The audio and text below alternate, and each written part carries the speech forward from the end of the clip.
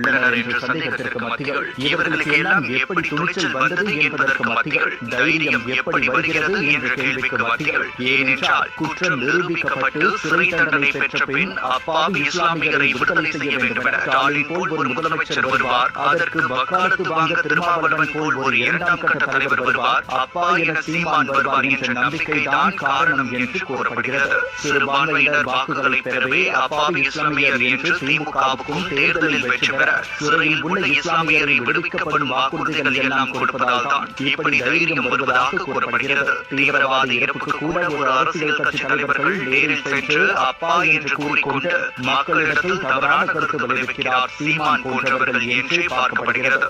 ஆனால் மத்திய அரசு காஷ்மீரின் பஹல்காம் தாக்குதலுக்கு பிறகு மத்திய அரசு ஒரு அறிக்கையை வெளியிட்டது. அதில் இந்தியாவில் நடத்தப்படும் தீவிரவாத தாக்குதல்களை நாட்டுக்கு எதிரான போரினை போல அரசாங்கம் கருதும் என்றும் தீவிரவாத